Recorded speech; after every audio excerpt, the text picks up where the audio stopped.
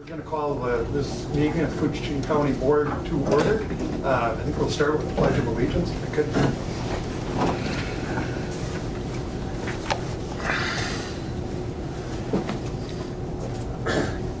I pledge allegiance to the flag of the United States of America and to the republic for which it stands, one nation, under God, indivisible, with liberty and justice for all.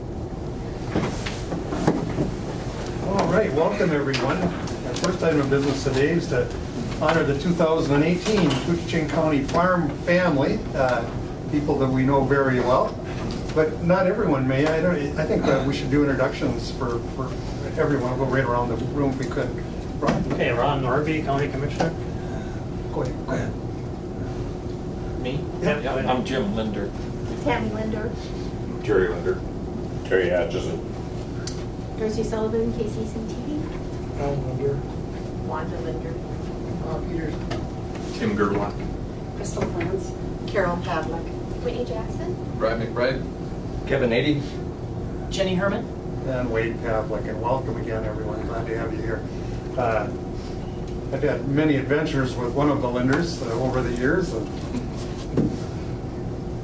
he single-handedly, I think, kept that little fair going for many years, among many other things. But always have had fun with him. This is you got to introduce yourself now.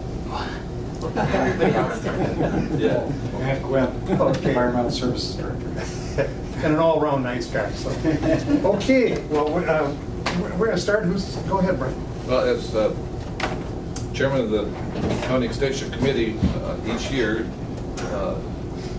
it's not really by legislation or anything like that, but we're asked as a committee to select a farm family. And for years, our county did not really do that. And we reinstituted here the last few years, and every year we go through a list and find a farm family that's been, long-term in this county and done nothing but good things. And this year we've selected the Linder family, well deserving. Tim Gerlach's going to represent the Extension Committee in presenting the certificate. And this year we instituted something new, correct, Tim? Yes, we have. I think let Tim go ahead. Sure. Should I let them sit? Sure. Make them jog around the room?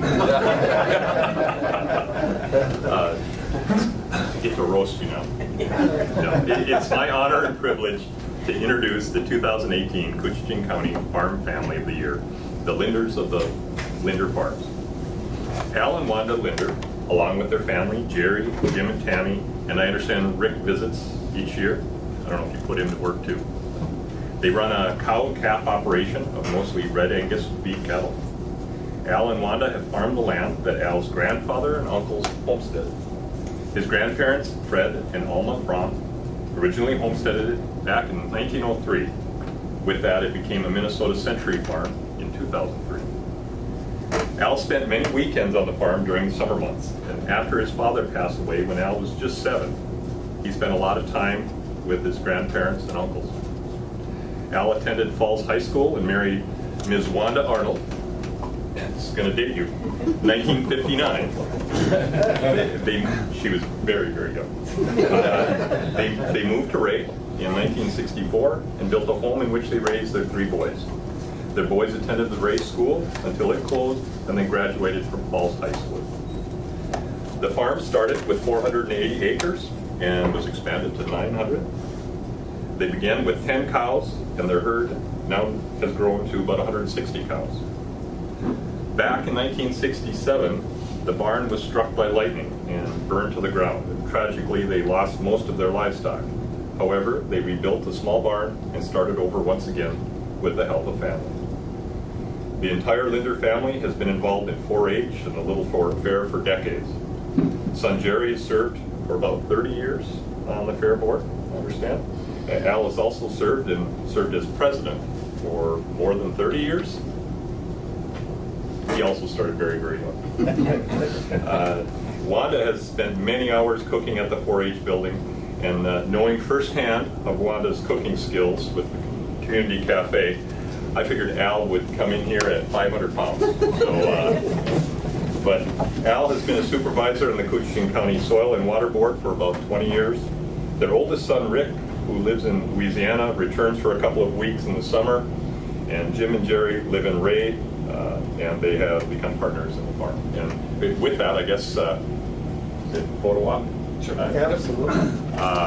Can I get Terry's help? I have too many things to hold on to.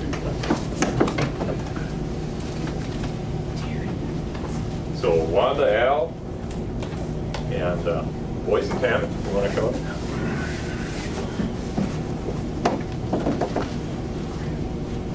Yes.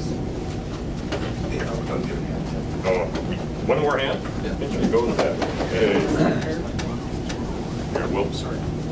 You probably know. Mom better hold on. Sure, why don't you folks, There why don't you folks hold it over here?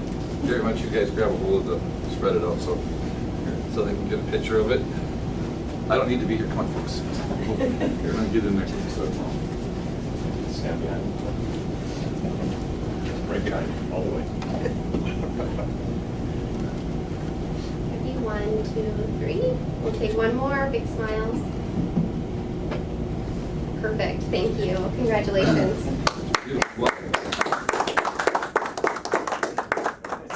Jim? Yep. Oh. Hey, Matt. Yeah.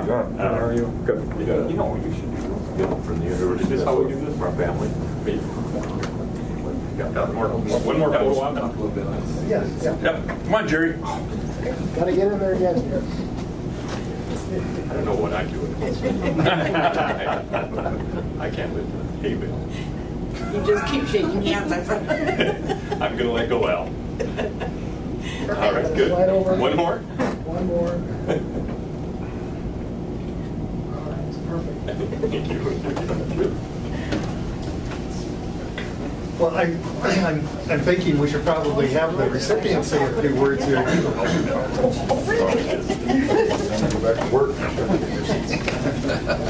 mean, there's got to be an awful lot of history and stories when you go back to 1903. Just the stories I've shared with you. So, but any of the family want to speak or say anything? Thank you, thank you all for. Well, I just want to tell you, the county board is honored that you came here today, and it's well deserved. So. And obviously too, that I think any farm family can attend the Farm Fest, but I understand you folks are going to attend this year and represent your farm in Cooch County at the Farm Fest. Yep. And it's very, very nice of you folks to do that. Where's that at? Down by Morton, Minnesota? Oh, okay. Way down south there, yeah. Is it in the same? Is it an annual?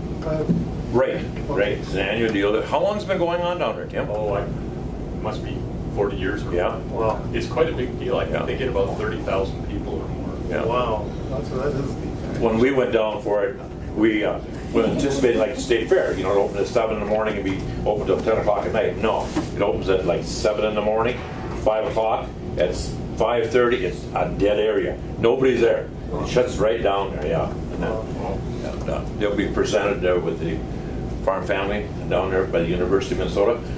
The governor will be there to see you. And hey, rent a golf cart. It costs you $100, but it's well worth it because you can't get around without it, I'll tell you. Nah, but no, you enjoy it. Thanks for accepting in the nomination, because you are representing our county now on that. So good. Absolutely. Yeah. Thank you, folks. The county couldn't be prouder either. Right. To you and my entire family, thank you so much. Appreciate you being here today. Thanks, thank you. Thank you. Yeah. See ya. Very nice. Bye now. See you, folks. Thanks, Derek. Yeah, let's see, guys. See ya. We'll move on, and we've got an agenda, and Jenny's got a couple of additions. And one deletion. Hold on the agenda. All right, we've got a motion by Commissioner Norby, Second. second by Commissioner McBride to approve the agenda with the additions and deletions. Questions, comments? Hearing none, all those in favor? Aye. Opposed, motion carries. Minutes, May 22nd, are included. Move for minutes. Motion by Commissioner McBride, Second. second by Commissioner Ady. Any discussion on those? Hearing none. All those in favor? Aye. Opposed? That motion carries. Financial business. Mr. Chair, I will move on the May vendor payment list.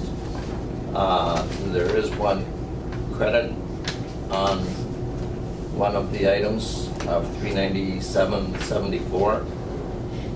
That's at $397.74 on Nuss Truck and Equipment.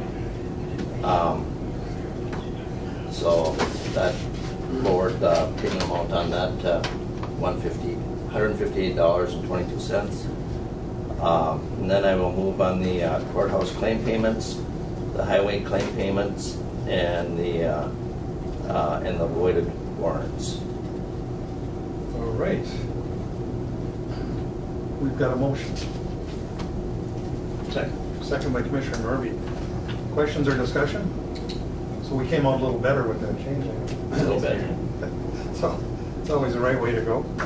All those in favor signify by saying aye. Aye. Opposed? That motion carries unanimously.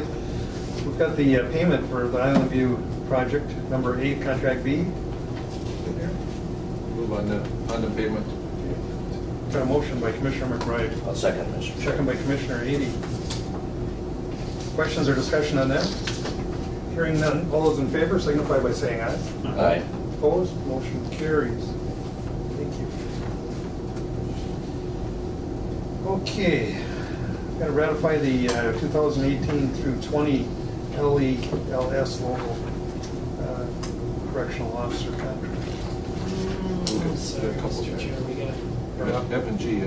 Oh, I'm sorry, I skipped over those. I've got a resolution accepting, where did you stop, Kevin? Contract B? I stopped at, I did A, B, C, and D. We just read it. And then E is done. E's, yeah. Okay, so it's adopted a resolution on the office donation. Yep. Well, on donation, accepted. Okay. Got a motion by Commissioner McBride. Second by Commissioner Norby. Any discussion on that? Hearing none. All those in favor? Aye. Opposed? Motion carries. And then the July payment, second half budget allocations. I'll move on that, Mr. Chair. Thank you, Kevin. Is there a second? Second. Quiet bunch today. I think they're out of, Getting ready for we're all out of, ready for the afternoon. it's been so long since we met. Almost forgot your name even. Yeah, that's not a good thing. No, we like having you around. Okay, any discussion on that? Hearing none, all those in favor? Aye. Opposed? That motion carries. Now the LELS correctional officer contract. Chair, I move to ratify agreement with the local 101 correction officers. Okay, we've got a motion. I hope there's a second. We need a Jenny and I second, would be in a yes. lot of trouble after going through Yes. the process. Okay, you've got a second by Commissioner Skoye. Any discussion or questions on that? Okay, all those in favor signify by saying aye. Aye. Those opposed? That motion carries. Thank you. And then the AFSCME local service unit contract. I'll move on that one, Mr. We've got Chair. a motion by Commissioner Ady, I'll second. second by Commissioner Skoye. Any discussion on that?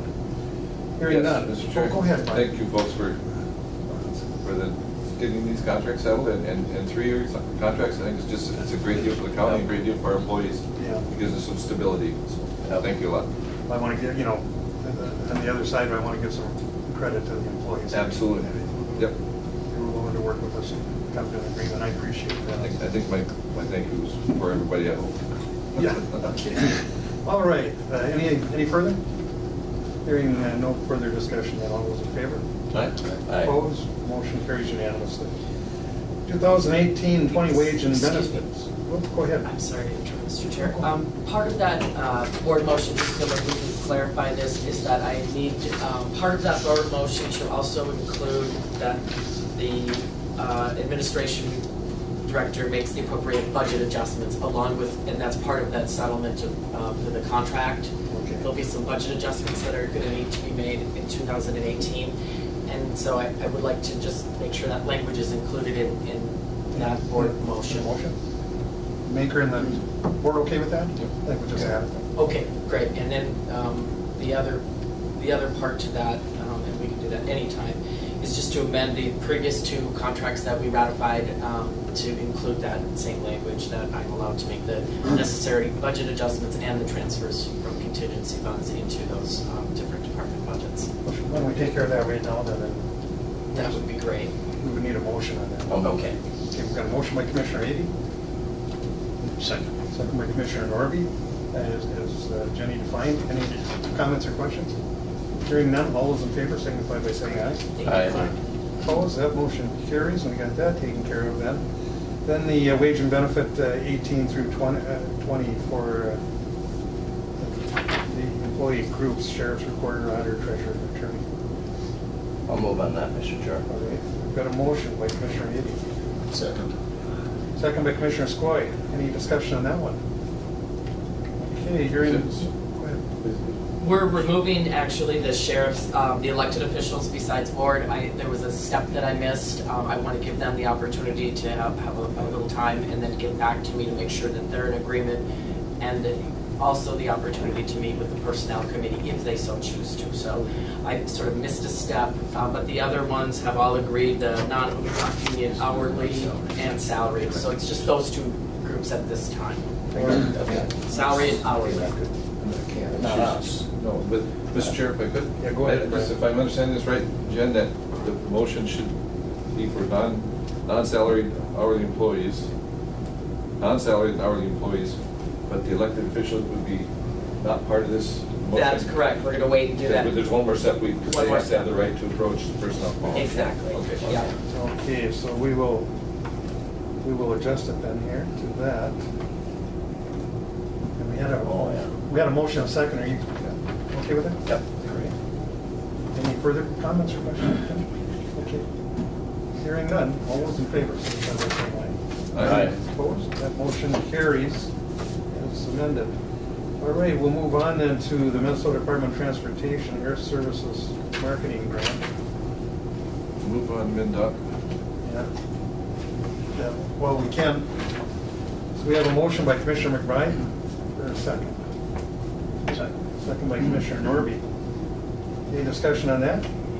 All those in favor signify by saying aye. Aye. Opposed? Motion carries.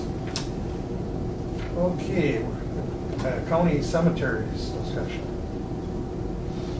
Who had that?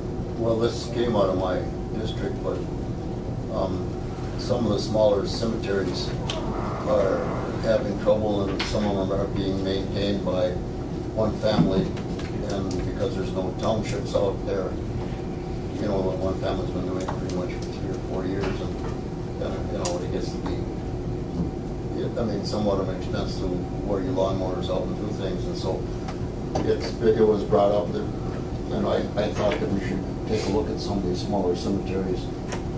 And the last little bit, I've called around to at least four of them, and some of them are doing okay.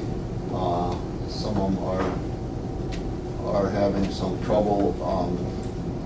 Even, I know one of the small cemeteries, I called and asked them about something, and I said, well, you know, they're all having trouble. I mean, the Northland and Big Falls cemeteries are having trouble. Yeah, but they have the city to pay for that.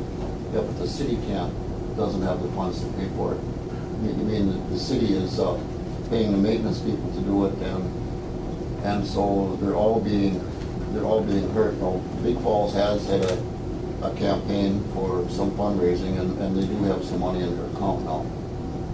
And so it is going, but I know there was an issue came up here a while ago in one of the cemeteries just outside of town, I believe, was having some trouble with gravel on the road and different things. I'm not sure what it was. So I just thought that we should maybe take a look at all of the cemeteries in the county and what to do with it. Sure. Go ahead. Just reading about it, I mean, I think it reads the counties may, it doesn't say we have to, but I mean, obviously, somebody needs to be responsible, and if it gets to the point where some of these cemeteries have got to the point where there's nobody left to maintain them. But, again, as we all say, you know, if we do one, we do all. Yeah, It yeah. becomes an issue. So Right, at some point in budget time, do we put a small stipend together and help these cemeteries out? I don't know, but I mean, it's a tough deal, but I think it's still our responsibility as county board to make sure that, you know, these cemeteries are taken care of and presentable.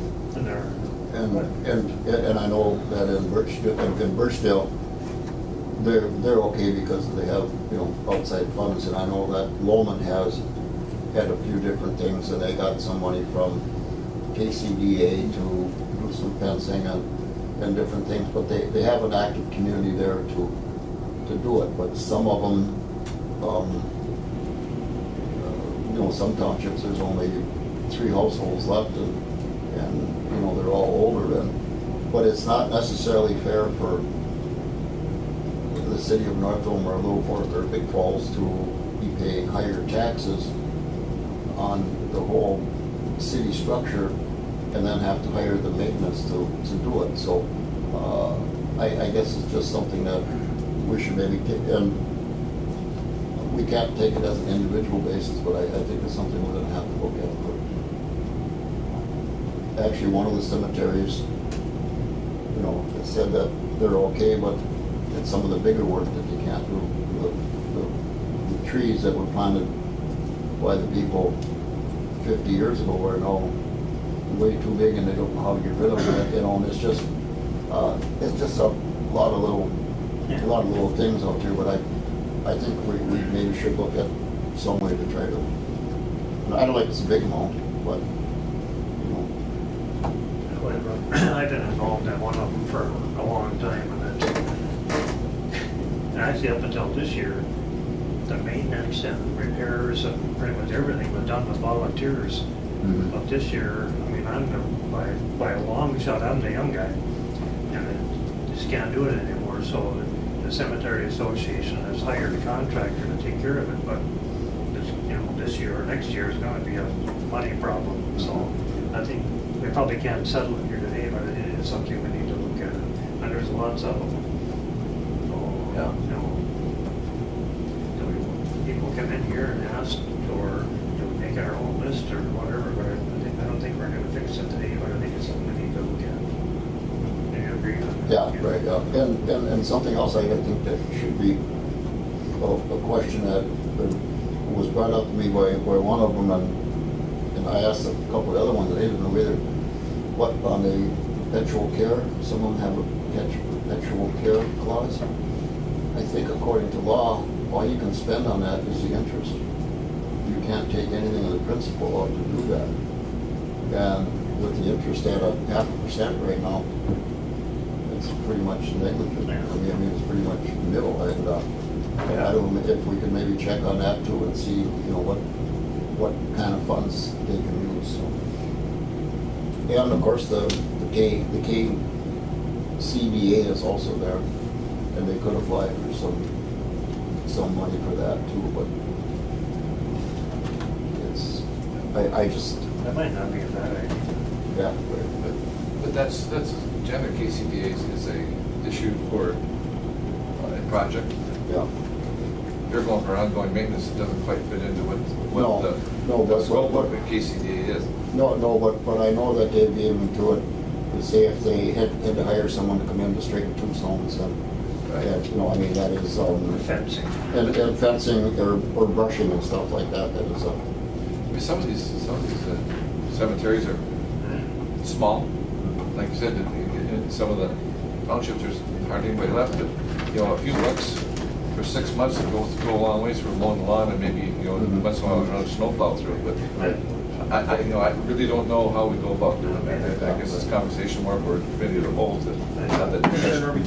I know another one where there's 3 families taking care of it, and they're all a lot older than me, so at some point in time it's going to be an issue. Commissioner Pavick's been here longer than any of us, but I know this has come before the board before. Yeah. was one of the reasons we created KCDA, is to get money out there for community projects. The county, what the county has done, we've never gotten into formal agreements with cemetery associations, but to the point that some of these are abandoned. I mean, I can think of one that's been totally abandoned for years, on way down in 65. And, because people moved out of the area. Right. So what we've done in the past, even with International Falls or, any of the cities or cemetery associations, when they had a need, like gravel, for example, to fix the roads or things like that, we've donated that. Yeah. And if we can, I think if we can find a way to use some of that KCDA money for those improvements, or I agree with, if it's an emergency, it's something we can handle, but if otherwise it's gonna be a budget issue at budget time. I think that's where we should probably, meantime, we can all, I hate to leave them hanging for the summer, so if there's a real need, a problem, they have to notify the board, and we'll see if we can help in an individual basis, but for a permanent solution like you're talking about, Wayne, we just have to have. Yeah, I know, and I just wanted to bring it up to, to show that, and the case is now Margie is being maintained, but no one knows who's doing it. There's no one left in Margie, and no one from Northam or Gemmel seems to know, and no one in Big Falls seems to know. Probably Don, I know she's still got property there. It was Alan Reimer's, but he ended up with his daughter and his wife died, so I don't think he's capable anymore. So, obviously someone's coming and helping do it, but that's gonna end one day too, Right. Just like the local cemetery here, it's in the county, it's not in the city of International Falls. So it resides within the county.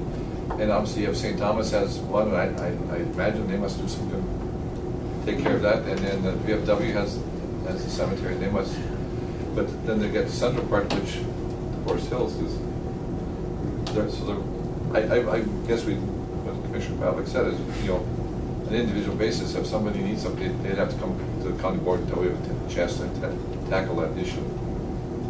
But the one down there that is having the trouble, I will probably mention to him to come up with something for the KCDA, and we can help him get something going, and maybe purchasing a lawnmower or something in. But like they said, is they've been doing it, but they finally just got tired of one family doing it all,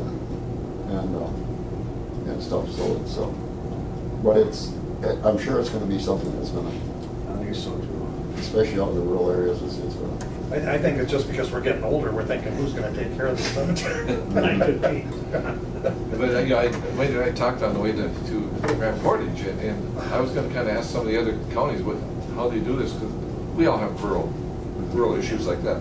But I kind of went over my head and forgot about it. Mm-hmm. It would have been kind of nice to see what some of the other counties do with their little rural township cemeteries. Of course, some of them have townships to support it. Well, We that's are the township. most of them. Yeah, see, and that's the thing where my folks' spot is in Ardenhurst, which is in Jasper County, and there is an organized township there.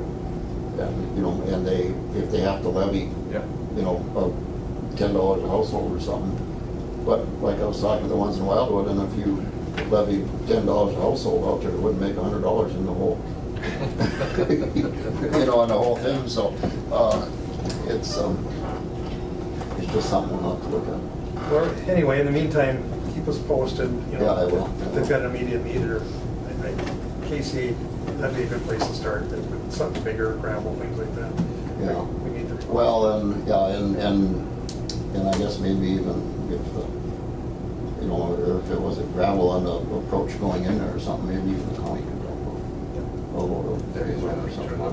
And we've done that in the past. That's my point. So we'll make Nathan take care of it. Yeah. All right. So anything else on that, you guys? No. That's kind of what brought that. Well, I'm glad you brought it up. Okay, we're going to update the tentative summer meeting schedule. We're going to cancel more meetings. I wish we Look were how- canceling more meetings. Look how out of whack we are after 2 weeks. I know, I see that, we're a little, well, and me too. Do we have a list of them here? Or? The only change is, we did set the time we wanted to make sure the meeting on June 26th was at 8:30, so that's now on the schedule for 8:30. And then the only other change in July is I moved the KDA meeting from the first board meeting on the 10th to the 24th because Corona was scheduled to do an update. That date worked best for them. The 26th was my request. That was, so that's at 8:30 a.m.? 8:30 a.m. We got to have toothpicks to keep our eyes open for that one? Yeah. Okay. That's, but I've got to be in the city. When is Corona going to be, Jen? The 24th of July.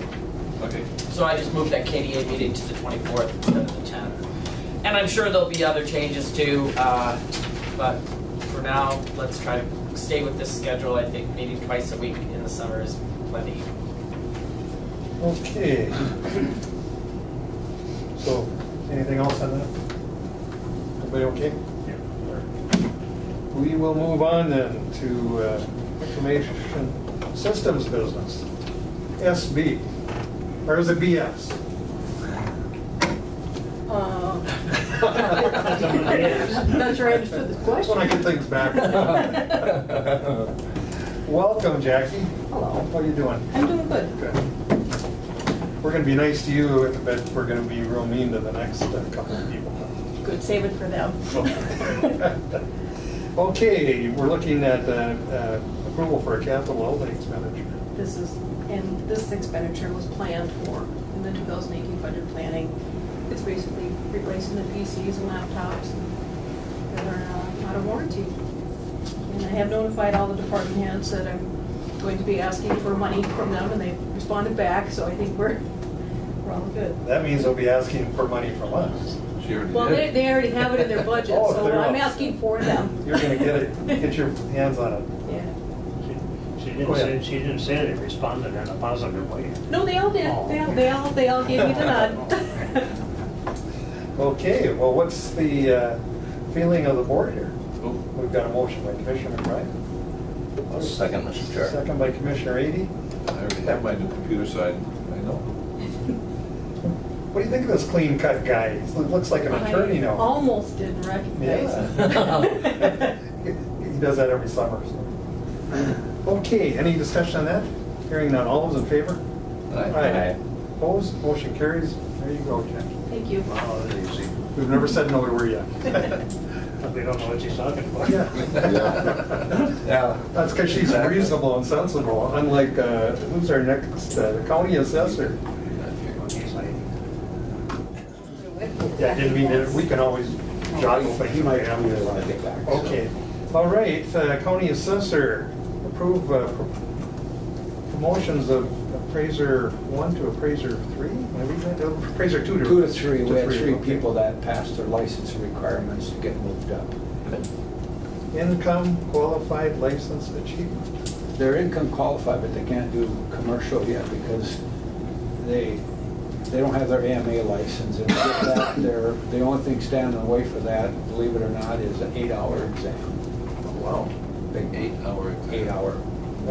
that's a day all on. To get to my level, you've got 2 of those to take, one residential, one commercial. Listen, I was just about to call you, I've heard good things about you at the pulpit too. No, don't. yeah, tell We're us not more. here for that. That was a good one. Yeah. That was, I mean, very impressive. No, that's. I'm sorry. That's another story, man. If we'd have known, we'd have all been there. Most people don't. I mean, Yeah, that's terrific. I thought that was really neat, so, Yeah. good for you. A short story, and it's not a big deal with anybody here, but years ago I used to do quite a bit of Oh, okay. Well, that. Just kind of helping out. he's- What I did learn, it's not a good deal to do that after you've had a wedding the night before. Well, the people who told us were very impressed. Yeah. It was pretty I was nice. glad I could help them, but anyway, Something not everyone could do, you know. no, but this is, another step in them getting up by the state requirements of getting that AMA license. So the wishes of the board. Move to approve. Okay, we have a motion by Commissioner Norby, second by Commissioner Skoye. Is there any discussion on that? Hearing none, all those in favor? Aye.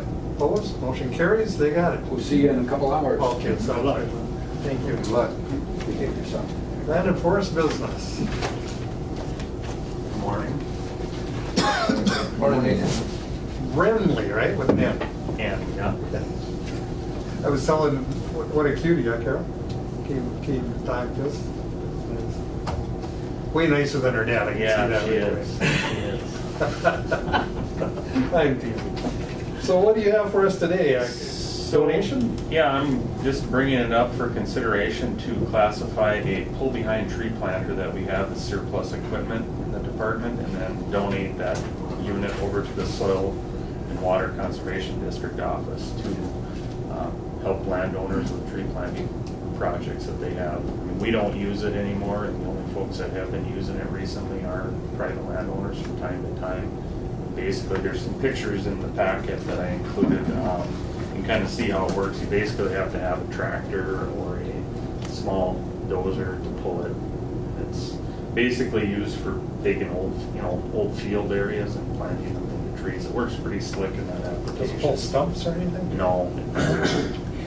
That's why we don't really use it, is because most of the places that we plant, we've harvested it, and the stumps are still in the ground, so this doesn't work well in that application.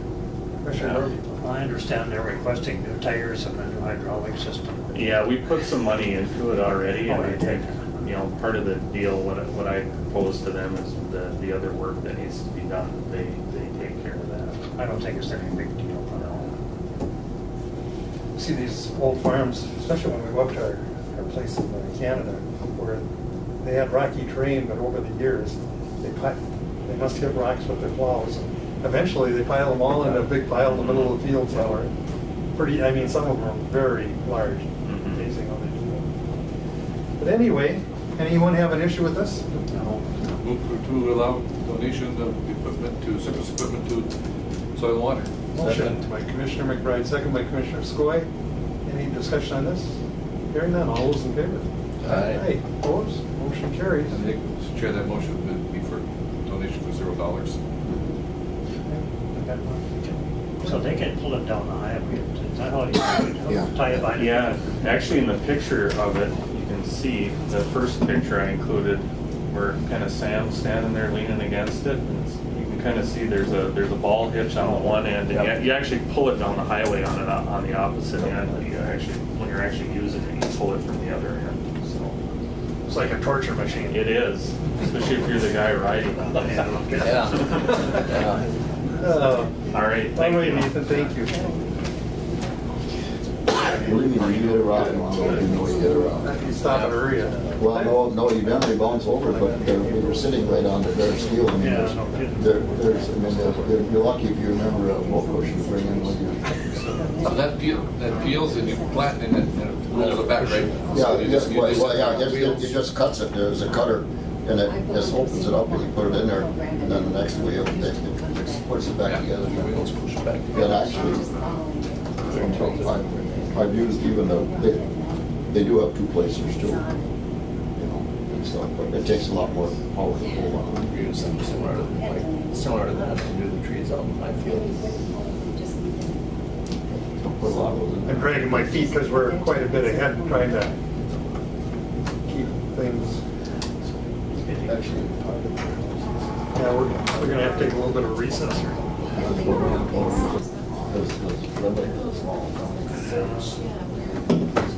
We're just talking about utility taxes. Oh, Oh, that's terrific.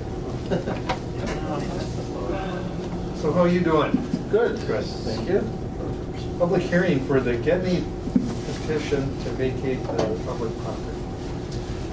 Yes, we have a process. The county board adopted a policy several years back. I think the most recent version of the policy is dated August 12th of 2008. We're at step 13 in the process. The petition has been completed. The next step would say the petition comes to the county board after it's been routed through all the staff, which it has, and then we, with the board willing, we would set a public hearing where we would review the petition, and the petition is asking the county to vacate some of our public right-of-way. So one of the key items is at least a 2-week advertising period. So we took just a little bit of a look about where that would land. I think if we got to add in the first published date would be the 20th of June, let's say, somewhere around the week week of July 9th would be the first week I think it would fit. So it could be sort of Tuesday the 10th, let's say, or the 17th if you wanted to do it on Tuesday, or certainly any day. But I think as far as 2 weeks would go, anytime after the 5th would satisfy the 2-week advertising commitment. That's my birthday. You don't have to give me a present. I thought you might have a birthday. I'd like to. Carol said keep going for a while. Carol's is right after that on the 8th. Our anniversary's on the 10th, so we take the whole week off. Right there, yeah. Very nice. Well, Joe, I just want to tell you, I can't say enough about your patience and perseverance in putting this together. It's taken how long? Well, it started in the summer of 13. Or at least that's when I started. Almost 5 years. Unbelievable. It's been a long road. I think we're close, though. I hope we're close. I can't thank you enough. I mean, you deserve all the credit on this one. It's just unbelievable patience. How many things you put together as different options trying to get a settlement? Well, I give you a lot of I credit. hope it's a good outcome. I hope it is. Well, I think, and they're both parties are. We've talked to both of them. They've confirmed that they want the process to move forward. They want the public hearing to be hosted as soon as possible. And so we do have letters we'll send out to abutting property owners in addition to what we put in the newspaper. Well, thank you again. Brian, please. Mr. Chair, Joe, you said it could be ready by July 10th? Right, it could. And that's a regular meeting of the county board, and I don't foresee a big public issue with the vacation, but I think we could schedule at that board meeting. I'm fine with that if you are. July 10th? Have the public We'd have hearing. set a time, If wouldn't it's we, a Jeff? board meeting date, that's right. Yeah. We'd have to set a time officially for the paper, right, for the Right. announcement. 11 o'clock. Whatever. I'm open to anything. I didn't remember the start date on the 10th. No, that was a different one. We generally have 9:30 start time for the board. Sure. So you actually think there won't be a whole bunch of people here? There's only a few abutting property owners in that area. I don't know, I wouldn't see more than a half a dozen folks that would be. And to be honest, I haven't heard from any of them in a long time. I don't think there's a lot of outlying issues that I'm aware of. Need a motion? Yeah, we need a Motion motion. to set public meeting July 10th at 11 a.m. All right. Second. Got a motion by Commissioner McBride, second by Commissioner Norby. Set that public hearing. Any questions, comments? Hearing none, all those in favor signify by saying aye. Aye. Right. Opposed? Motion carries. Thank you, Joe. Authorize the engineer to conduct a local option sales tax study. We have had Not a some. tax now, just a study. Correct, we are not implementing. Want to clarify. That's right. Right, let the record show. We've had some internal discussions with the board through committee of the whole and so on about the idea of the kind of funding that could be generated if we implemented a local option sales tax. Today's request is to hire the U of M Extension Services Group. They have a specialty group that looks at these kinds of studies for communities. They've done it for several other counties, Roseau, Crow Wing. The study would focus on, well, specifically, the estimated contributions of residents and non-residents to a local option sales tax supporting transportation projects. And what it kind of gives you is a breakdown of, certainly, does half the revenue for that come from folks from out of town? How does it shake out in terms of contribution by residents and non-residents? Lots of other information, but there's some key things that way as far as where the revenue comes from. So we would like to get permission to hire the U of M Extension Group to help us with this study. It's in the range of $1,000 to $1,500. That's a $1,000 study if they do all their work from St. Paul. If they come up here and they would recommend this part of it, there's kind of a $500 part where they would come up and talk with a lot of the business owners and try to lay out what the tax would be and why we're talking about the tax and so on, and that would get it in the $1,500 range. So we would ask permission to embark on that study. Commissioner Norby. So, question, if the city were pursuing the same thing, are they gonna have the same study done and we're gonna pay them twice to do the same thing? Do we know where that's all at, or? We could certainly check with the city. I just, for some reason, it seems like it would be a good idea. It certainly is a good idea. I will check with the city, make sure we're not doubling up there. So if the county enacted one in the city, they're both the same amount? think we have discretion on the amount. I think it's nominally a 0.5%. I think you can do a lesser percentage if you want to. But we can find out where the city stands on that end. Right. Commissioner McBride? I would just for discussion's sake, I think move to allow the highway department to, I guess, hire U of M extension to study up to $1,500. Sure. Well, I'll second the motion. Okay, we've got a motion and a second. Any discussion? Ron, you got something? No. Okay. I was just gonna say, wait, in my informal study of this, we're asking, more people say, why haven't you done it yet, than not another tax. I really have had no one come down our by and say, what are you doing?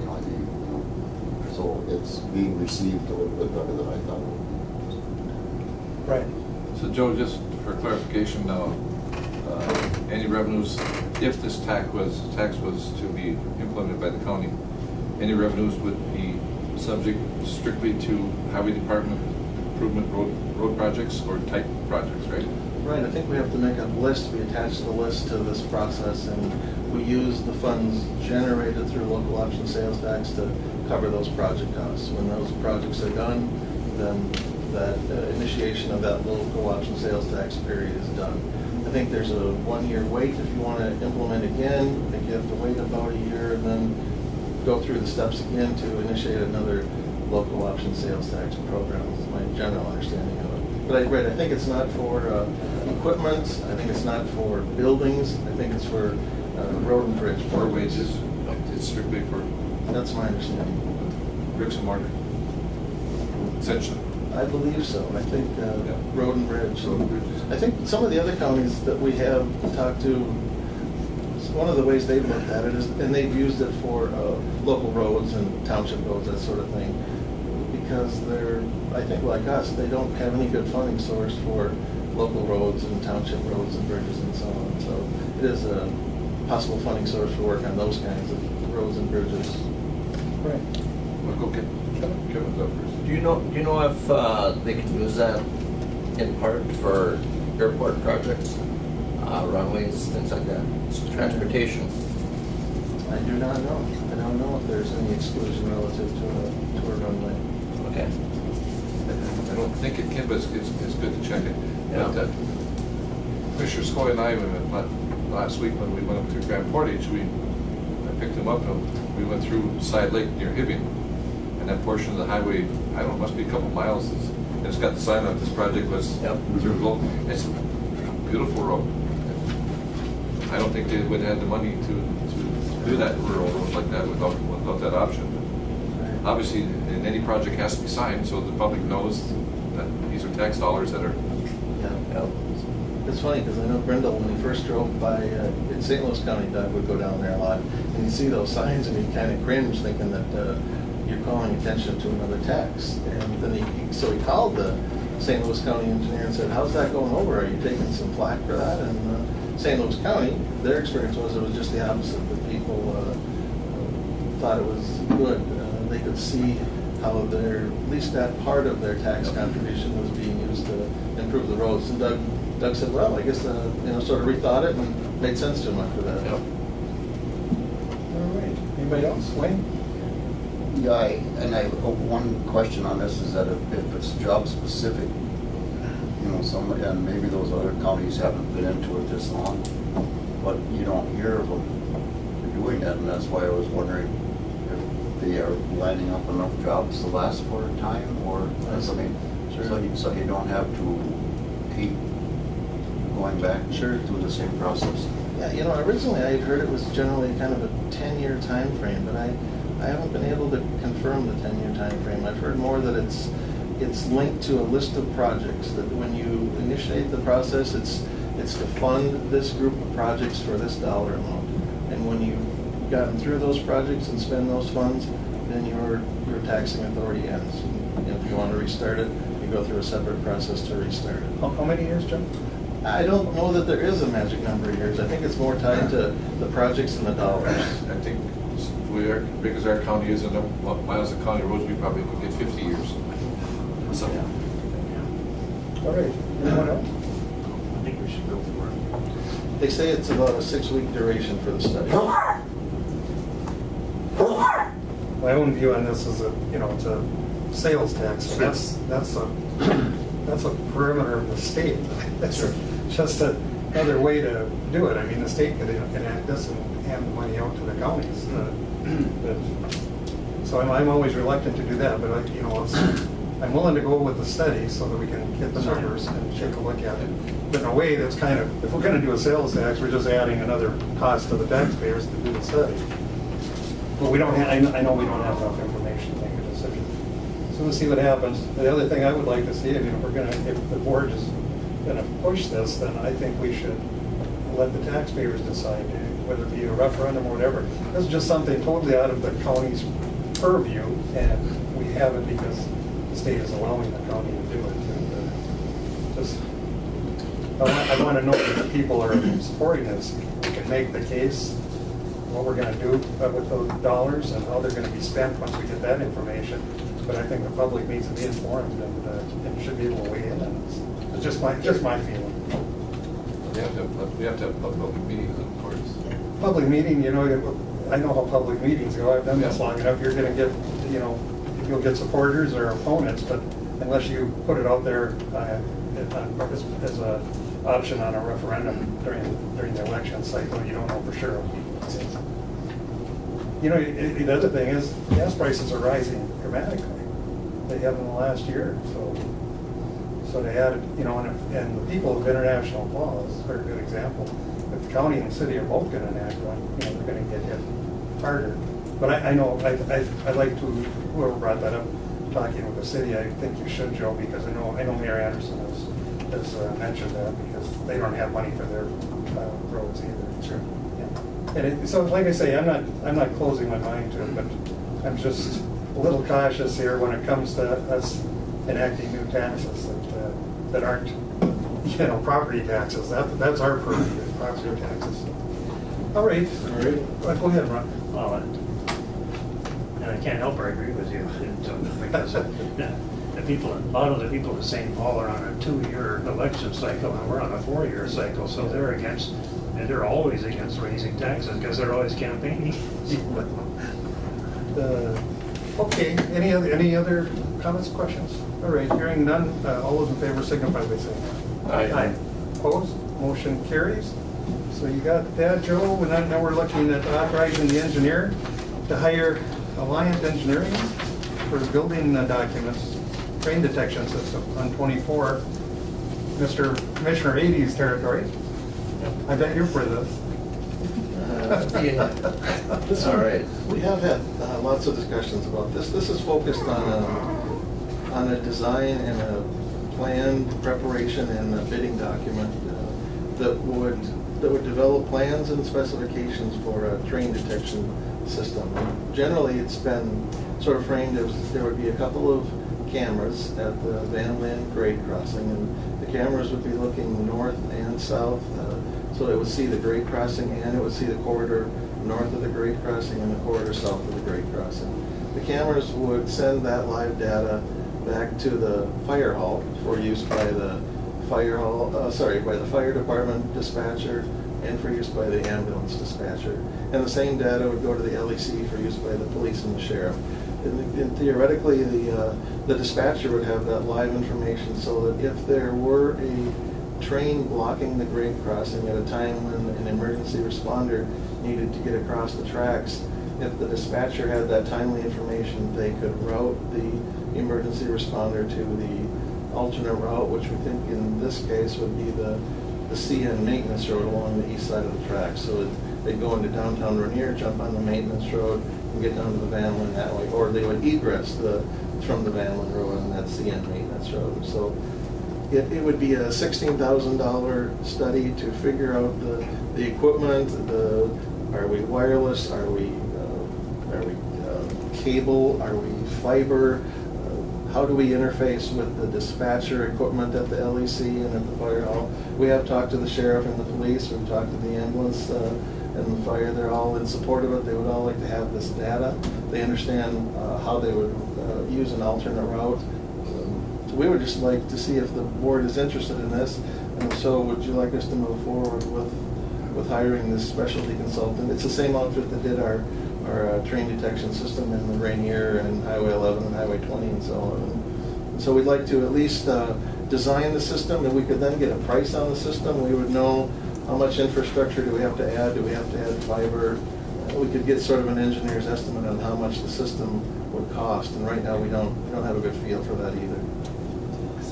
Well, I'm hoping by the time they were done with the study, we'd have the funding for an overpass. Don't worry about it. Brian, please.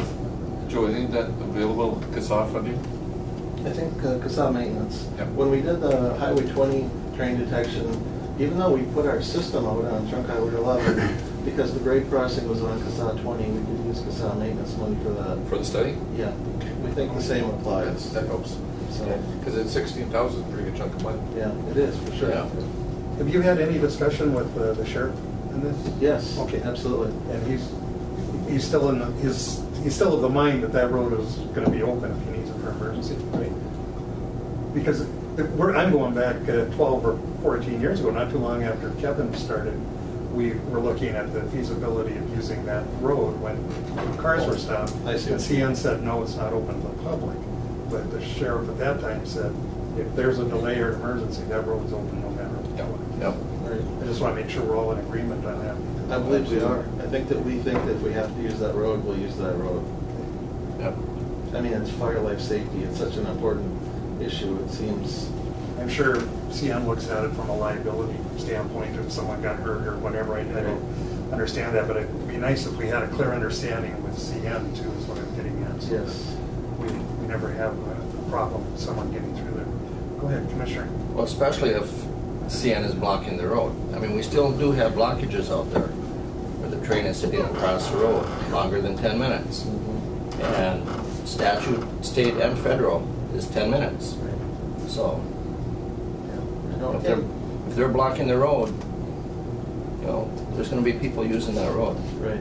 And we will admit, sometimes the sheriff deputy can get to the site quickly and sort of be the eyes and ears for the dispatchers, but not all the time. And so this will help supplement the times when a deputy or a police officer can't get there to sort of give the reconnaissance information to the dispatcher. So we're hoping that it's timely information that could save some minutes, some important minutes of response time. Someone's life.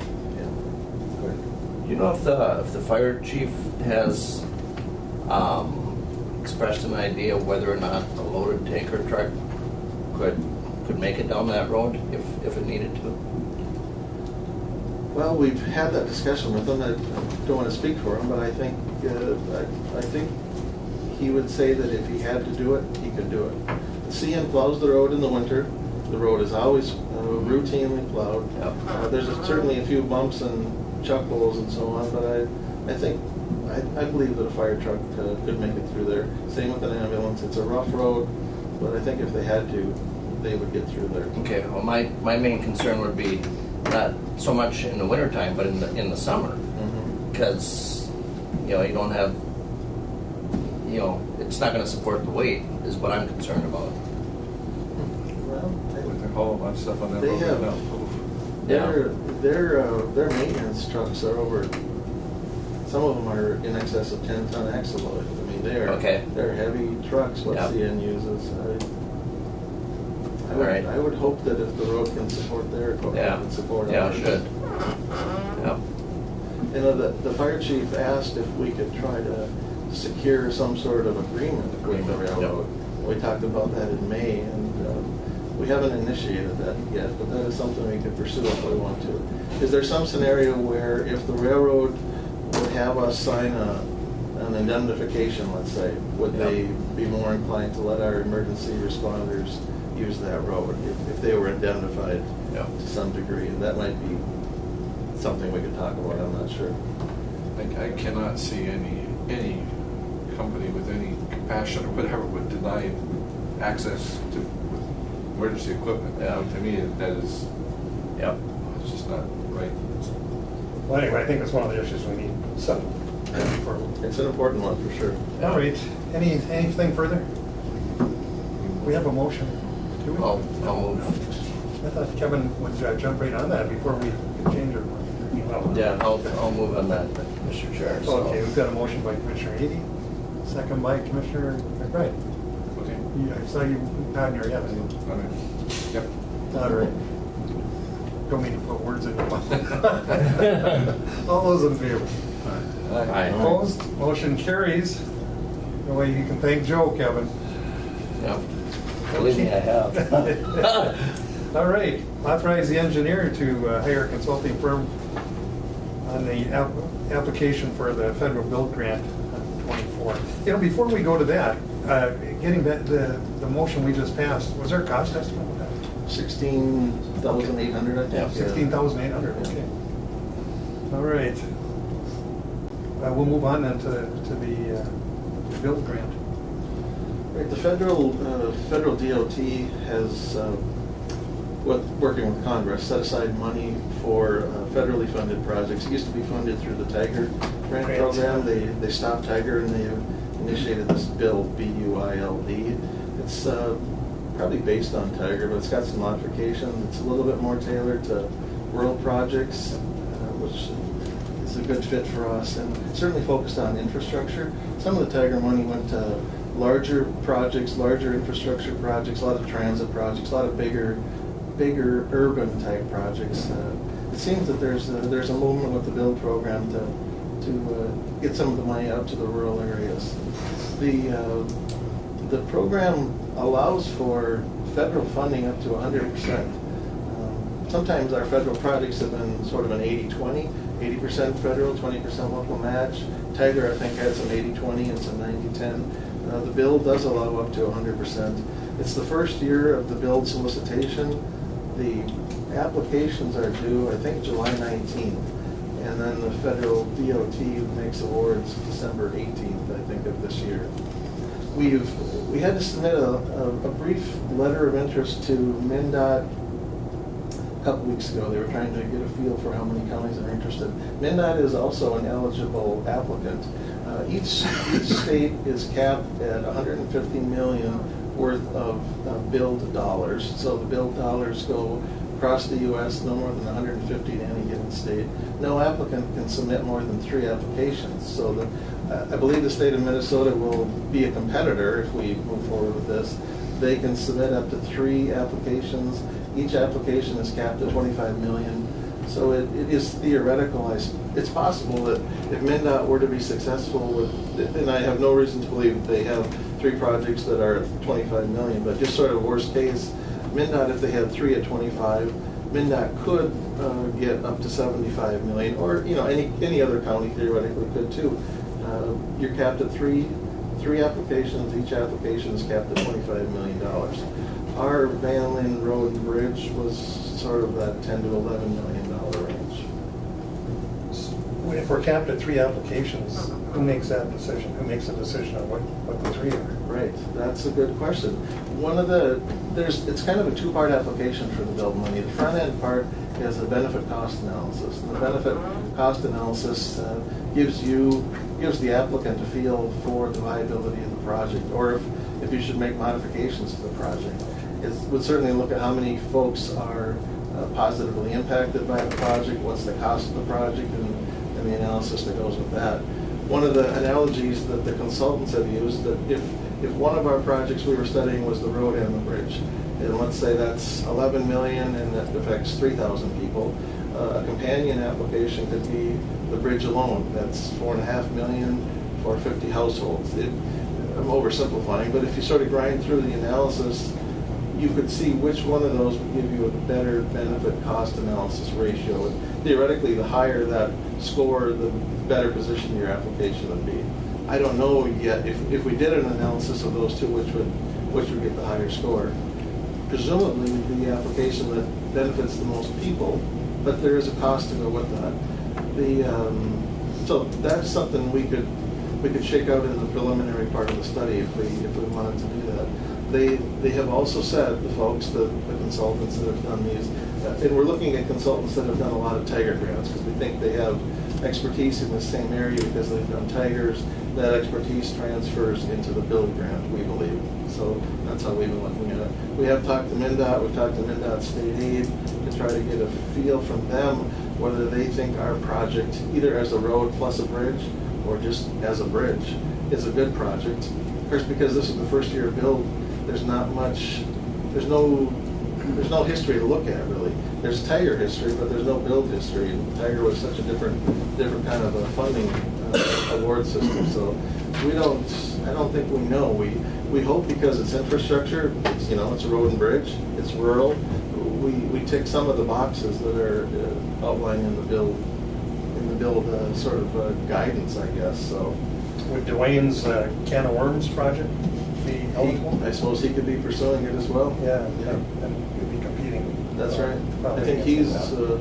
Is he 200 million? Or, I mean, it's a big one. It's a high one, yeah. And I don't know whether he could get pieces of it through the bill or not, I'm not sure. See, his isn't only the people issue, it's the commercial and freight issues to the harbor. Right. The bog bridge is $1 billion.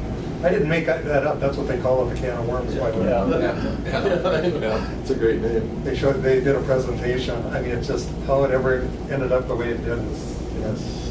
it was because they were adding on over the years and you tried to use the existing infrastructure, but I can see where that would get. The only reason I asked that is because through RDC, and we, as a group, we, approved him trying to find a way to move forward, because it affects all of us, the commercial side. Commissioner Norby, you got something? Well, I'm the same minute, but as an example, take the Bond Bridge, it estimated at being $1 billion. I mean, there's some unbelievably huge projects out there. Yeah, right.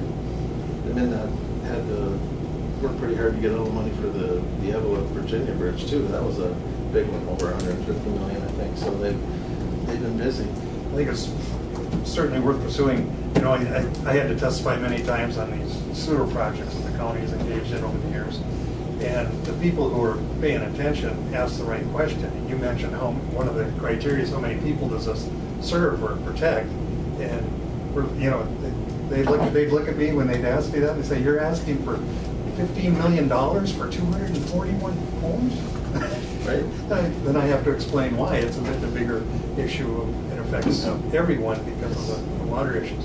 So you have to get creative sometimes for a small county to get a project. That's what I'm saying. We're never going to be able to compete with the big projects, but if they're truly going to try to get some stuff out into rural Minnesota, we have a good chance. And there are certainly challenges that go with federal money as well. The federally funded projects like this require the applicant, or the county in this case, to front end the project. So the county front ends the expenditure and gets reimbursed by the federal government. We assume that MnDOT would be the sort of the financial liaison in the process like they have before. We would also hope that we could be reimbursed incrementally. So let's just say it was a $10 million project and our first pay estimate was for $2 million, that we would hope that we could submit reimbursement incrementally and try to get that $2 million back rather than having to wait till we had spent the $10 million to get reimbursed. We have talked to Bob Peterson about this, and I'm not speaking for Bob, but it felt like in the $2 to $3 million range we could cover that, but beyond that we maybe have to do some other things, some other financial, whether it's bonds or whatever. So that's a big nut for sure on the $10 million size of the project and having the county front end the work. It's also challenging. The applications are due, I think, July 19th, so we'd be up against that sort of hurry up and get our stuff done if we want to do that. I don't think we can delay. If we're going to, if we figure it, we're going to try to move through with it forward. So I have a motion to approve. Okay, we've got a motion. I'll second that. And a second. Commissioner McBride, Commissioner Eby, any discussion? All right, we'll hope for the best. All those in favor? Aye. Opposed? Motion carries. Thanks, All Joe. right, Joe, Thank you very much. Thank you. Without a professional group going through this application stuff, I probably limit our chances, but these people know exactly how to submit these grants. They've certainly been successful with the Tiger. Yep. Thanks. Thank you very much. Okay, Joe. See you later. Veteran Service. You are next, right? Yeah. Yeah. Come on up. Morning. How are you doing? Doing good. Busy. Doing good. I know you're busy in there. You were just in there. Yeah. Got to fight my way through. Notice of a part-time hire for the VSO office assistant. So we had 7 applicants. We did 7 interviews. We had 2 veterans. It was like 3 years ago when we interviewed Carissa. We interviewed Shayna Guziek, Gusiec. When she walked out, it was like, wow, perfect fit. You could see and hear the passion in her eyes and in her voice. She did her physical, I believe, yesterday. We'd like for her to start on Monday. That's at 20 hours a week then? At 20 hours a week for now. Is she tied to that hourly limit? She wouldn't be a temp. She's a part-time, so Okay. it's 20 hours a week. 20 hours a week, period, yeah. Yes. Okay. My question is, if she does have to work over because something's going on, one of us is gone or whatever, is she gonna be entitled to the comp time like Carissa and I are? We don't get overtime, we don't take pay, but we can collect comp time for our after hour or over our hour limit, whatever I say. Yes, that would apply to her as well. Okay, okay. Just so that I know I don't have to kick her out at 2:30 if I've got an appointment, or Carissa does, we can keep her on. Everyone has to be treated the same. Right. All right. So that's just a notice. The other issue was overnight veteran transport drivers. And we did have a little conversation this morning. The same applies to this. Everyone has to be treated equally on these payments. Right. And so the county does have a policy that applies to the county board and all the staff. So we're a little bit out of sync here because of the timing where it goes on the credit card, and then when finance has to reconcile things, if there's something wrong, it's already been paid out, that Right. type of thing. Well, So- right now, the board had only authorized us to put their hotel on our credit card. So my request was for my drivers, because it takes so long for them to be reimbursed, if they could put their meals on the same credit card as their hotels. So That was my request. I think we're probably gonna have to have some discussion on that. What do you think? You know, I think it probably would be good to discuss, because I know that those can all be paid on weeklies, and so that there shouldn't have any delays in taking so long to get the payments. Those can all be weekly claims. And it definitely has to be an overnight stay, because the day trips need to go on payroll. They're taxed on that. Okay. For their meal reimbursement? Yes, yeah, that's an IRS guideline, and Okay. everybody in the county follows that. Okay.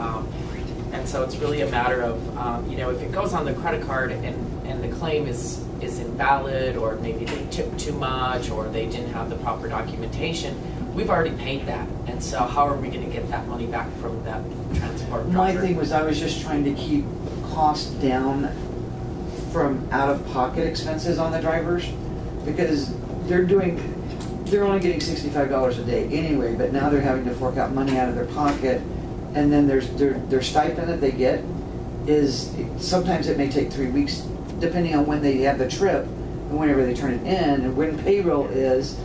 I've got a driver now that's saying, hey, look, I've got to get paid. Even though it's only $65 a day, these guys are depending on that $300 a month to pay bills. And sometimes it takes a while for them to get their payroll. Right, but they follow the same pay schedule as the county does. Right. So it's all the same for all county employees. Right. The only thing is they may have a trip and then not get paid for 3 weeks sometimes. Because there's a 2-week holdback. Right. And as well as all Right. staff. Yep. Commissioner Murphy? Well, it's kind of the same thing. Depends on where they're at in the pay period. Exactly. Right. Exactly. All right, any other comments or questions on that? So, I guess we're rather unclear. yeah, that's why I I feel it's kind understand, of. I understand what the drivers said and what you're talking about, but we can't go outside of, and then what county board or anything other employees are allowed to do. And I don't know, do we charge overnight meals on a credit card? I never have. Generally pay for it ourselves. Okay. I just didn't know if it was something that we could do to keep the cost down out of pocket for them. I think it's If not, I think it's a really good question. I don't blame you for asking, but we're hung up on the policy. That's why I think we're gonna need a, you know, We just need in to a, look at it. in committee. We're not saying no, we just need to take a look at it. And that's fine. I thought I would, I messed up and thought that the credit card was for the transportation, so I told the guys, yep, you can charge your meals. And then I was told, nope, you can't do that, so I thought I would come and get a formal clarification of that from the board. Yeah, we need to have that discussion. Figure it out. They have been told no until further notice. Probably a motion to refer it to committee. If you want to do anything. Okay, I'll make a motion to refer it to committee to have a discussion on it. We got a motion.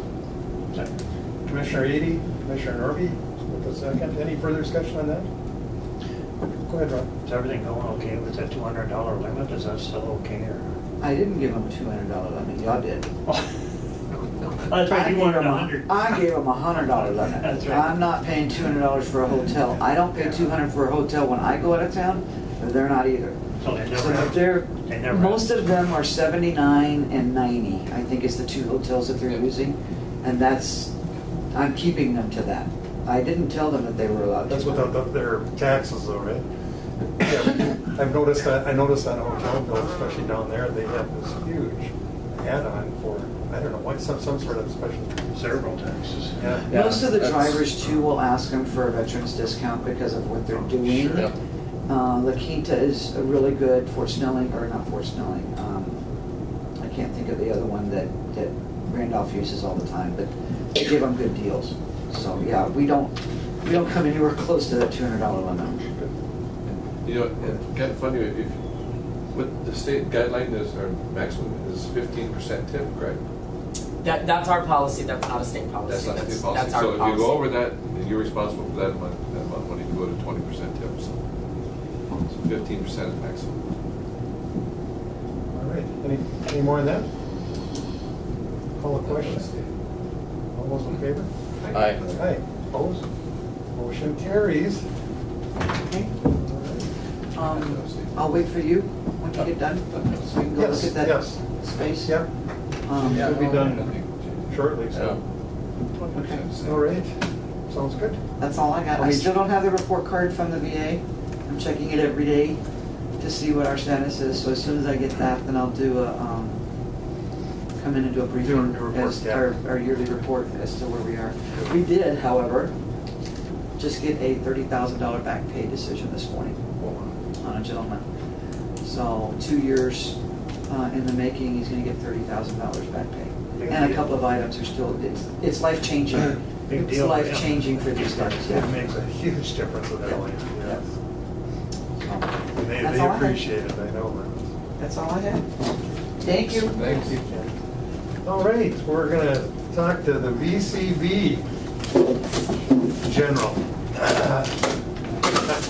Good morning, Commissioners. Good morning, how you doing? I'm doing well. I see Jenny is helping out with some information for you. Wheaties box. Yeah. I keep getting goofed up on when the meetings are. Next Monday at 12:30. There's no cereal on there. If I get to the first one, then I get, is it the same Monday every? It's third Monday of the month. And we do send out. I know, but I get confused. Because I get confused with Mike Welcome, so it just comes out. Is that the one? Is that the Mike?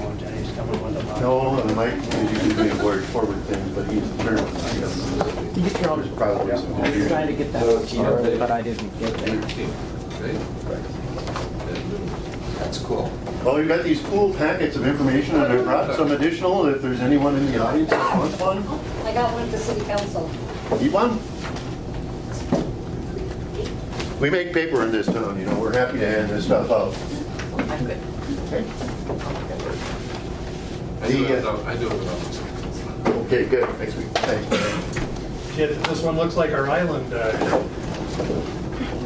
The cereal boxes are compliments of Explore Minnesota, and have some tourism statistics and facts on them, and they're kind of a cool little thing to have. The information on the inside is provided by the International Fall, Rainier and Rainy Lake Convention and Visitors Bureau, the longest name in the state, by the way. And the packet includes our annual update along with some promotional items. You can see some of the things we're handing out. For instance, there's a group tour pamphlet, as well as our regular response piece or vacation planner. Some maps. I see Brian's looking at the ATE map. We try to point out the recreations that are available in our county. Your report includes a brief one-page summary and the fiscal year 2017-18 profit and loss comparison, also the balance sheet from 2017-18 and a previous year comparison. We included some print and online ads that we were able to copy off and get into the packets. You can see what we're doing and that we have some rhyme or reason or theme to our advertising, and also some feature articles on our area. We did a printout of the May e-newsletter. Our e-newsletter has proved to be a very good effort in getting in contact with people and telling them about the area.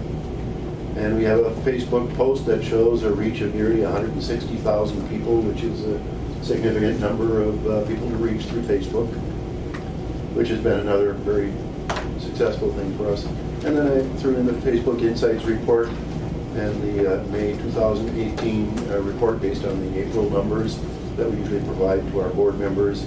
And finally, it ends up with Explore Minnesota Tourism and Economy reports and the White Ridge National Park's latest release on the economic impact of the park.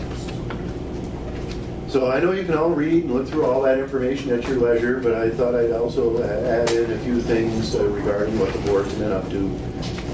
They developed some plans and goals during a series of retreats, and they are basing these on survey results and statistics that are available, and are trying to work to appeal to Minnesota, as the majority of our visitors are from Minnesota. But we also have secondary markets that we need to appeal to: Wisconsin, North Dakota, South Dakota, Iowa, Illinois, Ontario, and Manitoba. The board is also targeting specific audiences, such as fishing, canoeing, birding, motorcycle touring, hiking, so on and so forth. And we're increasingly able to target people with those interests by using online sources, as you know, they can identify who's been searching this, that, or the other topic.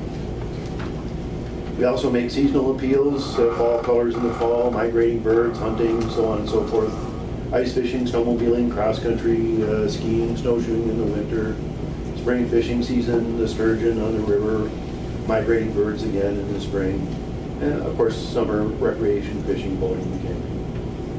Utilize Explore Minnesota co-op opportunities as much as possible, because they underwrite the cost up to 50%, which is very good. And also they have an increasing amount of co-op available to us for online advertising, which is, as I mentioned, very important for us.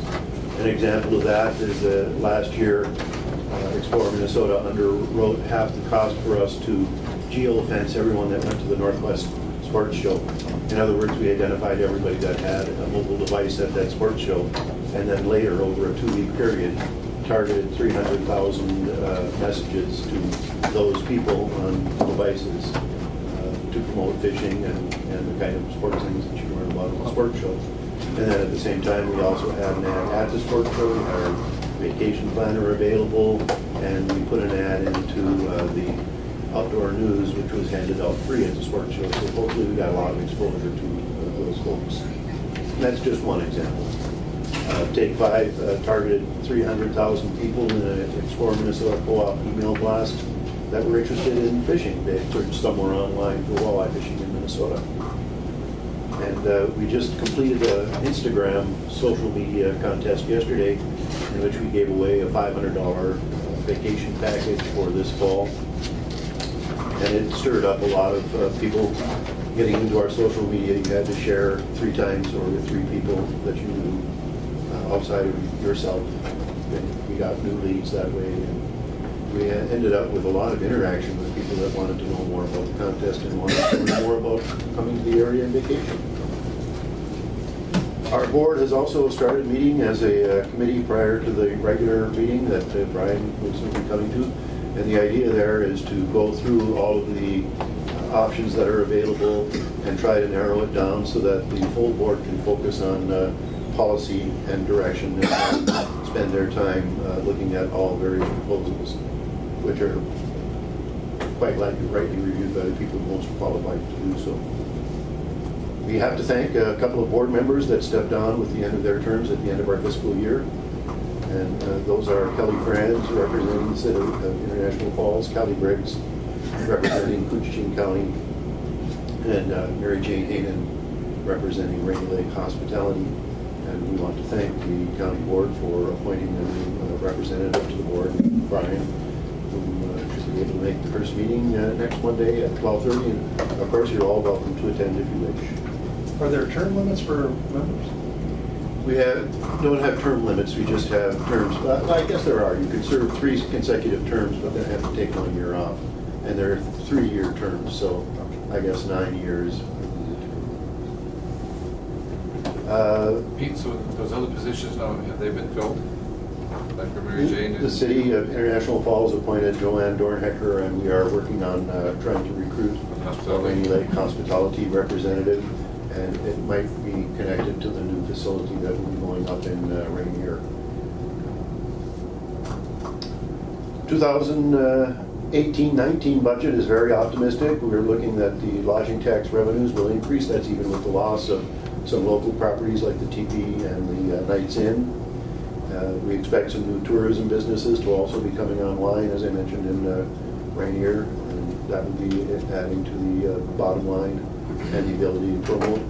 And also, we have some infrastructure improvements that are definitely going to help tourism traffic, such as the Highway 53 rebuild, the improvements on Minnesota 11 East, although it doesn't look like an improvement right at the moment, and a possible safe harbor dockage that will be coming in that we hope will come to fruition. We've got almost $5 million left in that account for Highway 53. So we'll have an eye pushing the bypass lanes. But when they looked at the accidents that happened at that corner at Cook, it comes, I think it's, I forget what highway it is, it comes at an angle. Highway 1. Yeah, and it wasn't, and so they were concerned about that because we have a highway patrol representative there too, and he was out. It wasn't a week later, Carol and I had been down there, and there was an accident. No one's been killed there, but for whatever reason, people must be, they just don't look around their shoulder far enough. And the traffic is coming fast there, so. That's the intersection, and it is a little difficult to look this way and see clearly down the highway. So anyway, we agreed then to do that project first, and then we're gonna do the bypass ones, so they are coming. Yeah. And again, we can thank Congressman Oberstar, because without him, we wouldn't have had this fund. When it's complete, it should be a good improvement. I can't tell you how much, I know everyone does, but how much I miss him. He was wonderful. And our, the concern, and Bob has chaired that group, all the years we've had it. And we're always keeping in mind that money can disappear if we don't get it expended. So we want to get it back. And improvements are always good. Yeah. Then finally, I thought I'd finish up by mentioning that we do cooperate in promoting larger areas and trying to get more visitors overall. For instance, Destination Voyagers National Park, it was able to cooperate to get an ad in USA Today feature on national parks for the summer. And DVNP is also operating a website to promote the park as a whole. Our concept there has always been that people come to Voyagers National Park and stumble into Ash River, not the other way around. The park superintendent is really hard to get along with, isn't he? Well, it's a little tough, but we manage. He comes to all our, what a big supporter, he comes to all our Voyagers National Park meetings on the wastewater project. And Bob, he's just wonderful. Yes, he's been very supportive. We're fortunate to have him. In fact, the last few superintendents have all been. We also work with the Minnesota Arrowhead Association, which this year is repeating a very successful online regional promotion that they did last year. We were able to review the numbers, and I think that's the great thing about online, is you really do get an idea of how many people actually do see your ad, how long they look at it, what they're interested in. but they search afterwards. I mean, it's a wealth of knowledge. And the Arrowhead Association was able to do a $30,000 program supported with an Explore Minnesota grant last year. And they repeated that this year by just focusing on the very most successful of those online promotions. Explore Minnesota generates leads and website participation at a statewide level, and they also underwrite co-op ads for us and provide tourism grant money. For instance, I mentioned in the report that we were able to secure $7,500 in a grant from them last year, and that's the max amount that they'll give out. And in terms of larger regional cooperation that we're working on, coming up, we will be cooperating with several northern Minnesota communities in trying to reach out and better serve the World Plowing Organization that will be holding the World Plowing Championships in Lake of the Woods County in 2019. You didn't know there was a World Plowing Championship? No, never heard of it. Is that snow or? They plow furrows in farm fields. The farm fields are planted this year so that they will be in the proper shape. So it's furrows, it's not snow, huh? Yes. And the best part about this organization is we've learned that there are 34 countries that are represented, and they send teams of anywhere from 4 to 10 people to compete in the plowing. And you gotta know that if you can ship a tractor and a plow halfway around the world to compete in a contest, you got a little time and money on your hands, and they're gonna spend a little extra time touring the area, and we are reaching out to show them that our area, our national park, is very worthy of a visit as well. Commissioner Norby's the only one here that could afford that. He'd fit right in. I could just see him on a tractor. Yeah, I have seen him on a tractor. And a little side note on the World Plowing Group, when I was able to meet with their international board and give a little pitch about our area, the representative from Ireland was seated next to me at the luncheon. And she told me that they had just received their tractor and plow back from the championships that were held in Kenya. And it had cost her $24,000 to ship the tractor and plow to compete. Boy, this is big time. The last time the World Plowing Championships were held in North America, they were held in a little place called Olds, Alberta, and they were overrun with like 100,000 people. So when is this going to be again? This will be August, the end of August and first day of September in 2019. All right. This fall, it will be in Germany, and our friend Joe Henry from Lake of the Woods, I believe, is making the trip to Germany to distribute information. Talk to the Good. So that's pretty exciting. That's amazing. So Lake of the Woods, is it going to be hosted in that area? Or? Well, Badet is the main driving force, but the fields, I believe, are all over the county. It's where they were able to lease a field that meets their criteria of, I guess, you plow some stubble and you plow some plain furrows. And incidentally, they told me that if your furrow is off by as much as a half an inch from one start to the end of the row, you're disqualified. Boy, that's kind of close. These people are very serious about it. Todd Beckel, he must know all about this. He's our local farmer representative from us. Interesting. All I know is all my farmer relatives have colorful nicknames like Lefty. Well, we have nicknames for Beckel too, but we don't anyway, yeah, he owns the hotel there, but he does a lot of tractor stuff. Well, that's interesting. That's going to be really something to see, and I'll be a minute. I'm sure. I've got a lot of them will fly in here. Yes, and we also calculated that the Port of Duluth is going to do a land office business. They're going to be carrying containers of plows and tractors on ships to load onto rail to send here. What a hobby. No, you can't use a computer or anything. You have to. No GPS allowed, no.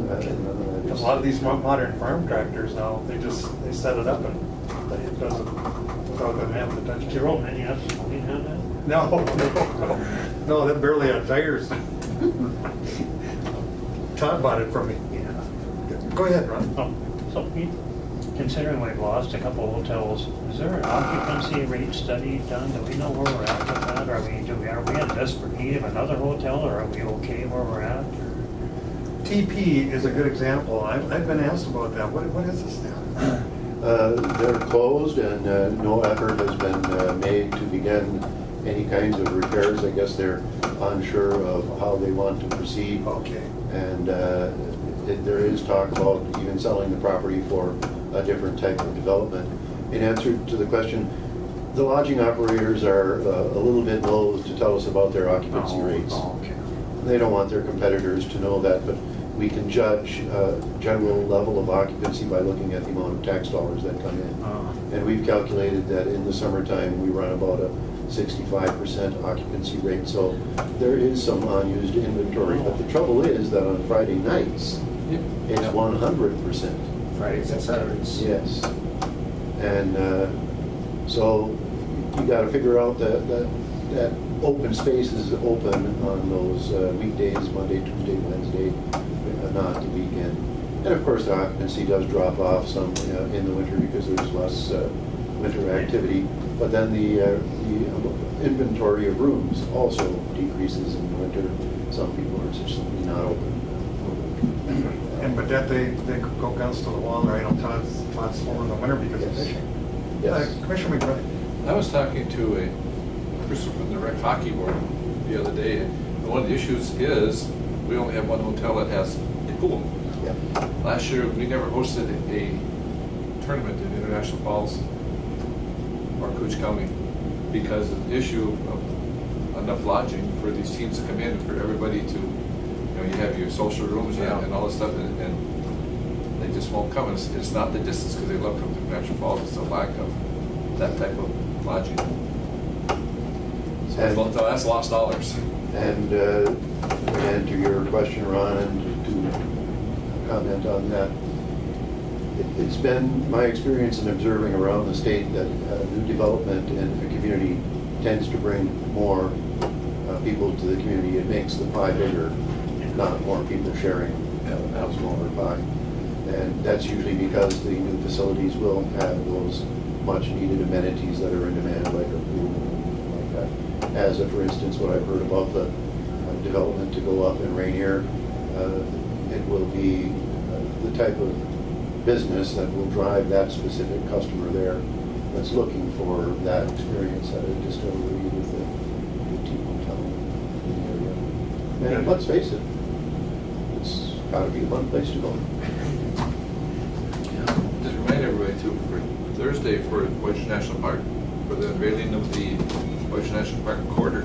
So it's going to be a pretty good celebration at 11 o'clock, I believe. And I think we'll even personally thank the U.S. Mint director for the pre-promotion. All right. Go ahead, Wayne, please. I've got one question which may lead to another on your rubber or steel. Pardon me? On the plowing, is it rubber or steel? I believe it's steel, but I'm not entirely sure. Because I was going to ask if it wasn't steel, I was wondering if there was an age on the tractors, but that's what I was wondering. No, I've seen some of the photos and they're fairly new rigs. And in chatting with some of them, they tell me that they come at least a week ahead so that they are able to work on fine tuning of the plow. I'm told that if you have your plow properly tuned, it pretty much drives the tractor, not the other way around. Also, but the tractors aren't on steel. The tractors can be on rubber.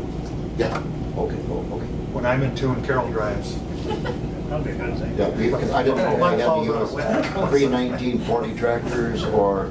Well, it's pretty modern equipment. Okay. Well, gentlemen, we have to be back here in less than an hour for KDA, so anything else?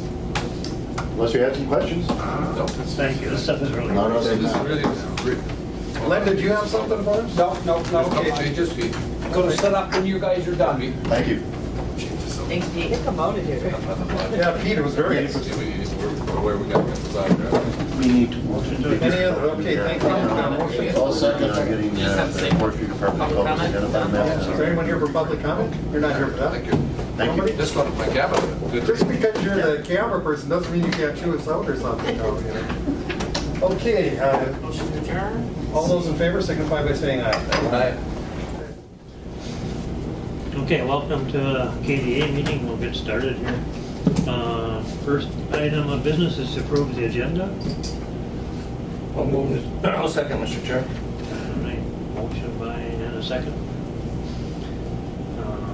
Second item is to approve the minutes of the May 8th regular meeting. You need to vote, Mr. Chair. Okay, all in favor? Aye. There you go. Thank you. So the second thing is to approve the minutes of the May 8th regular meeting. What's your pleasure? Move on the minutes. Is there a motion? A second. And a second. Questions? All in favor? That's through my minutes. Say aye. Hard to get that crew moving. Too late in the day for this. We had 2 weeks off and we're all out of sync here. so. Okay, motion, opposed? Okay, motion passes. Financial business, approve the May claim payments. We only had the two items, I believe. Is that correct? So, I'll move. motion to approve by Kevin. Second? Second. Second by Brian. So, any questions or discussion? All in favor? Aye. Motion passes. Approve the May accounting report. So, Jenny, I didn't see anything alarming in there. Shows that we have the funds for the second half allocations, and I think we're okay there. Correct. Everything looks in order. Okay, motion to approve the, I'll move.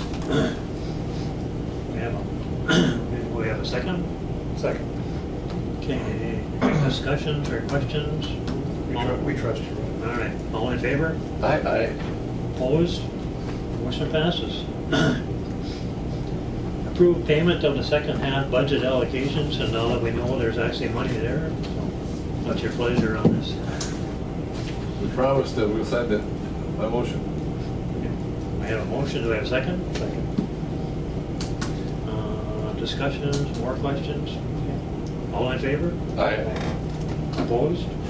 Motion passes. We probably should have this guy here. Or other project and business reports. Wayne might have something here. Is he coming? Well, he's probably thinking it's 1:30, so.